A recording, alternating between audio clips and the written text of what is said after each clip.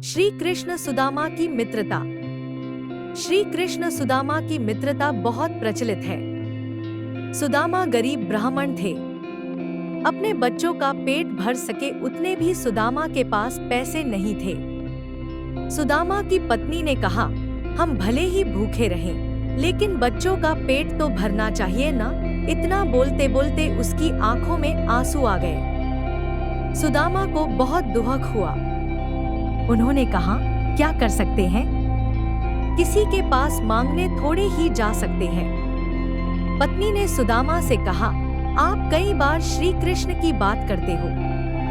आपकी उनके साथ बहुत मित्रता है ऐसा कहते हो। वे तो द्वारका के राजा हैं। वहां क्यों नहीं जाते?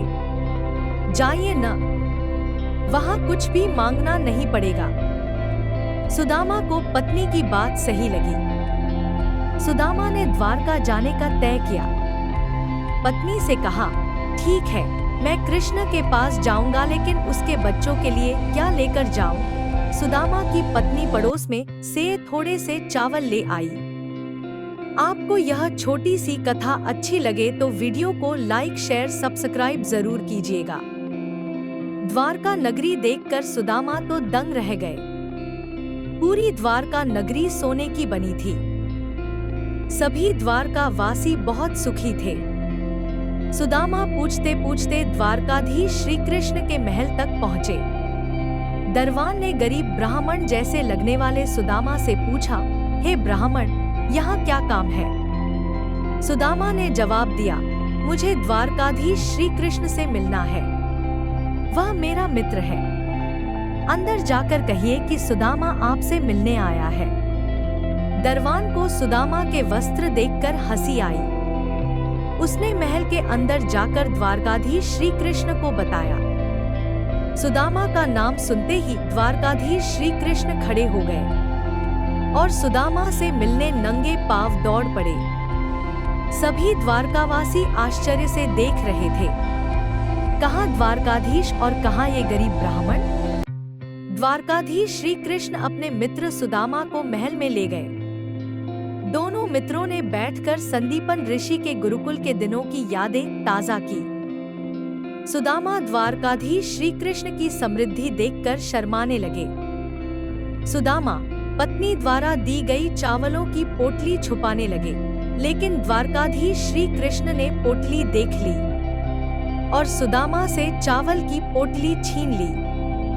द्वारकाधीश श्री कृष्ण ने उसमें से चावल निकाले और खाते हुए बोले, ऐसा अमृत जैसा स्वाद मुझे और किसी में नहीं मिला। इसके बाद दोनों मित्र खाना खाने बैठे। उन्हें सोने की थाली में अच्छा भोजन परोसा गया। यह देखकर सुदामा का दिल भर आया।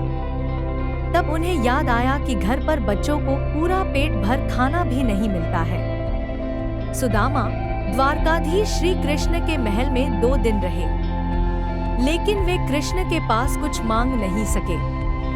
तीसरे दिन वापस घर जाने के द्वारकाधीश श्री कृष्ण के महल से निकले। द्वारकाधीश श्री कृष्ण सुदामा के गले लगे और थोड़ी दूर तक छोड़ने गए। घर जाते हुए सुदामा को विचार आया, घर पर पत्नी पूछेगी कि क्या लाए, तो क्या जवाब दूंगा? सुदामा जब अपने घर पहुंचे तो वहां उन्हें अपनी झोपड़ी नजर ही नहीं आई। उतने में ही एक सुंदर और बड़े महल जैसे घर में से उनकी पत्नी बाहर आई। उनकी पत्नी ने सुंदर कपड़े पहने थे।